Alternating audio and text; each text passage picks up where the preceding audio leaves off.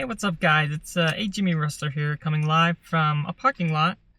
Not the parking lot of a park or trailhead, but actually I'm on lunch at work right now. But I figured now would be a good time to capture some footage and just talk about, what this channel is going to be, and just kind of give you an introduction to myself and all the running I've done up to this point. And of course, given the title of the video, also give you the rundown on the training for Boston in particular. So I guess the first thing about myself here is that this is going to be a bit of an experiment here for me. I've never actually had to talk to a camera like this before, besides for school assignments, but it's going to be a bit of a learning process here, figuring out what it takes to, capture some nice footage, make some nice videos for YouTube here. I do want to, not just have this be for myself, but make some fun content, entertain my friends or coworkers and stuff like that who are also just interested in the running, or in my running as well, as I train for Boston here soon. So as you can tell, this isn't my first marathon. Boston here coming up in April. It's probably more like my 12th marathon. Of course, I've started running a couple years ago, back in 2023. I've ran multiple marathons now, and the race I used to qualify for this year's Boston 2026 was back in 2024 actually. So this has been about a year and a half in the making. Qualified in November of 2024 when I ran the Richmond Marathon up in Virginia. It was a pretty good race. I ran 2:45, so it was a pretty good time, and it was a time I knew for sure that I was going to be well under the buffer. So I was pretty much thought I was guaranteed to get into Boston here, and yeah, so that's kind of what the race. That's why I qualified here, and of course that just gives a bit of a window into my experience with marathoning in particular. Of course, I started, like I said, in 2023. Of course, I've also been running before that. I did track and cross country in high school. Yeah, in high school. I didn't start in middle school. I actually started my sophomore year, both cross country and track and field. And eventually I worked up my way to, the varsity squads in both my junior and senior year. Of course, junior year was the pandemic year, so I missed out on a spring track season. But, still had some good marks, some respectable PRs, but nothing crazy, nothing that would get me scouted for any sort of big college here, like the college I attended. But all that's to say is that my running didn't just begin in 2023. I've been running for a while now. I've played other sports in my youth. I played mostly soccer, and I was fairly athletic. I was able to run pretty fast, so figures I would just be able to do pretty well in cross country and track. But after high school, when I attended college, my first 2 years of college, I didn't really run very much. And like I said, I started up in 2023 again, so that was my junior year of college, where I was into track and field and marathoning. I watched the 2021 Olympics, and I watched the marathon. I watched as many events as possible in my free time, and I was just very into running in general, but not really running myself, doing my own sort of running there, until I encountered like I said, I was watching a ton of just content on YouTube, a bunch of different channels in that time frame there, a couple years ago. And one channel and one video that popped up on my feed about a marathon was from the Running Channel. So you may be familiar with that channel. It's a fairly big channel here. But one of their videos I watched was one of their presenters went sub-3 for the first time in a marathon. And that was actually a pretty inspiring video, and I think a good turning point in my journey of running here. Like I said beforehand, I wasn't really running that much, but until I watched that video, I decided, hey, I want to go do a marathon. It looked fun. It made it look like it was a team effort. There's people cheering you on. You're setting a barrier for yourself, and then you finally overcome that after just a bunch of hard work, maybe some setbacks as well. And there's always just that pile of elation after you finally meet your goals there, just like Mo did in the video when he ran about 2:59, I think. So just under the 3-hour mark there, but still a monumental achievement nonetheless at that time. So I started building up my base mileage that fall when I watched the video, and I built up to about 30 miles. And now I decided, hey, I'm going to start training now. I'm going to look for training methods online and whatnot, training for the National Rock and Roll Marathon. That was my first marathon, and that would take place in 2024 in the spring. So what method did I use, or what did I self-train myself with? So I used the Hanson's Marathon method and their free advanced calendar on their website. About 6 days a week of running, 1 day off on Wednesday. The long runs would build up throughout the block up to about 16 miles. Peak mileage would be about 56 with a unmodified schedule there. But using that, I Then trained through the winter and spring. Come my first marathon, I try to run the Nashville Rock and Roll. Try to run based on a half marathon PR I ran earlier in the block. Ran about 1:17, so I thought, hey, maybe I'm good enough for a 2:50. But when I attempted that on my first marathon, I actually ran 3:09. I crashed really hard at mile 17, 18. So I missed my goal there. I slogged it in, ran a respectable for a first marathon, a 3:09.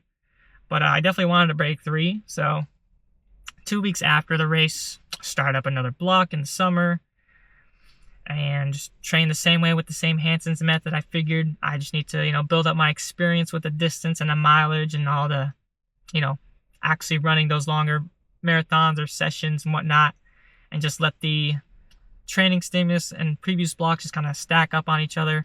It's never just the one block that you're focusing on. It's always an accumulation of, multiple blocks beforehand. So always in my mind, I'm thinking, hey, I am, investing for future blocks, future runs and races, even if this current block doesn't turn out as I want it or if I don't meet my goals. But over the summer, and I wanted to attempt sub 3 again. So I signed up for the Boston Robust in September of 2024 up in Huntsville, Alabama. And there I did run my first sub 3. I was able to run a 2:57 in Alabama September. So it wasn't necessarily cool or optimal conditions, but I managed to do it. So it kind of let me know that, hey, I'm training in the right direction. I want to keep doing this, keep training like I am, see where this goes. So after that, took another 2 weeks off and decided I love marathoning. I love going to these events. So I want to just sign up for as many as possible. So that winter and fall of 2024, I signed up for basically a marathon a month. And of course, some people would say that's not optimal, and I would agree. But I just really enjoyed going to these events, meeting a bunch of new people, traveling, checking out all the cities that they're all hosted in. So yeah, that's kind of the great thing about just marathoning and this sport, this hobby we have. We're able to travel, get to know a ton of people, and just all support each other and trying to make our goals. So I love that, and I wanted to get more of it after those first 2 marathons. So I signed up for, again, a marathon a month, starting from October all the way to January of 2025. But in the middle of that training block, the 16-week block in November, my qualifying race, I managed to run, again, that 2:45 like I talked about earlier. But then a month later, I also ran Rocket City in Huntsville again in December, 2:48. But then at the end of the training block, the actual end of it, in January, I ran the Louisiana Marathon, where I ran where I blew up again at mile 19, trying to go 2:38 pace, and I ran a 2:53. So wasn't the best day. I was still pretty proud of myself for going 19 miles at that goal pace, but I wanted to just get back to it and try again after that initial failure. So after the Louisiana Marathon, I got a slight itch for ultras, so I ran a 50K in some say March or late February. And then after that, I attempted a 50 miler in March, the Pistol Ultra, if you've heard of that. It's up around Knoxville. But definitely failed at that because I was also coming off an injury, and that wasn't very wise of me. But after that, I took some proper time off after that 50 miler attempt and just allowed myself and my Achilles to heal up, strength trained a bit more. Then after that, I finally got back onto the wheel, where I attempted a 5K on the track here, and I managed to run a 16:27. Not a PR, but it was a good sign that I did not lose a ton of fitness, and that's, of course, always good to hear when you take a bit of an extended period off after an injury, like I had after Louisiana and the 50 miler. So then that summer, I just trained with my buddy, and we're kind of just training partners now. We kind of run a lot together very often. So we trained through the summer, just building up base mileage and whatnot. And we decided we're going to go do Rocket City again in Huntsville for 2025 in December. So we trained through the summer, built up our mileage, and officially kind of started the block in the fall, where I kind of begun the block, or at least 2 weeks into it, another half marathon just to kind of, again, attest to see where I'm at. I ran it in about 1:15, so again, a PR technically of about 80 seconds versus that first marathon block I did for Rock and Roll Nashville. But it was a sign of progress still. I figured, hey, what could my marathon, best be? What's my best marathon? I don't think I've run it yet, because again, it's been about a year now at that point since my last marathon PR of 2:45. So it was kind of getting old. I figured maybe I need to change something this time.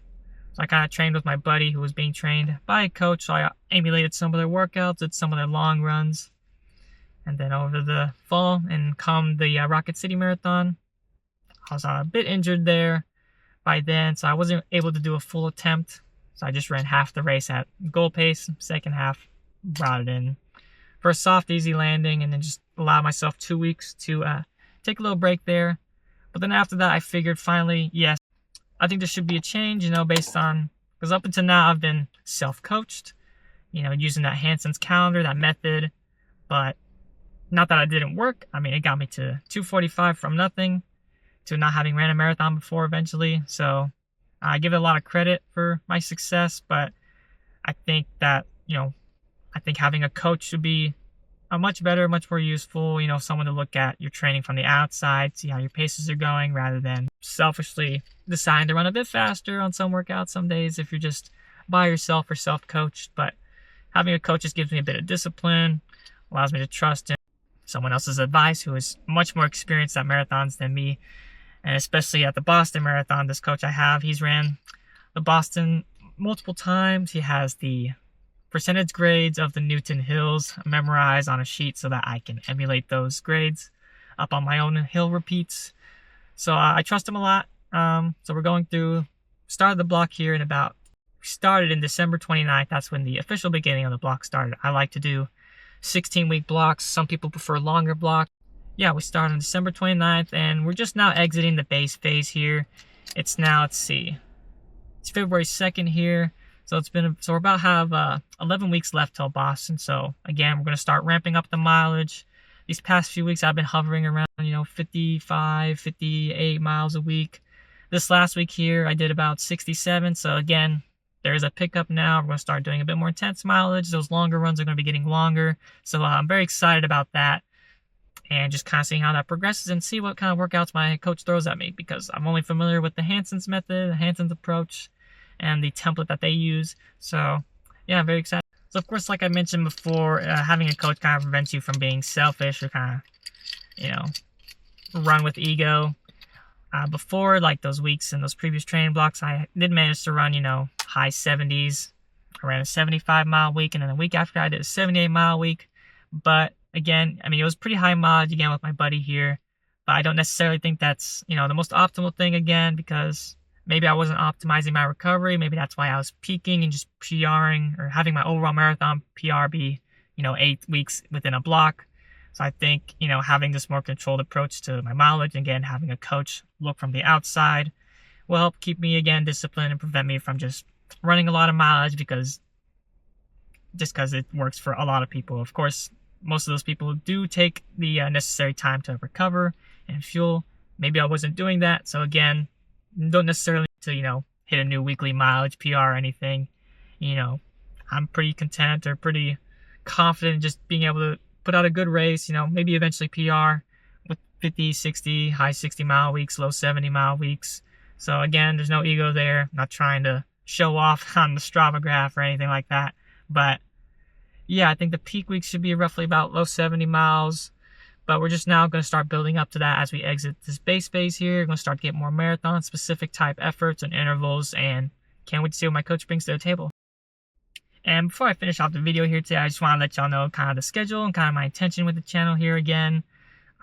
So like I said, we're exiting the base phase, but that doesn't mean I'm just going to do a new video every 5 weeks. That seems pretty inconsistent or just kind of lazy of me. So I would like to do some weekly updates. Again, just show off some of the workouts, some of the random footage I might grab if I ever run anywhere kind of cool. Yeah, I would, produce a video each week, just kind of recapping what I've done, kind of the mileage, see how I'm feeling. Again, this is kind of a little experiment for me, just to kind of document my running in a different way and just kind of maybe inspire others, maybe just see what I can do with this.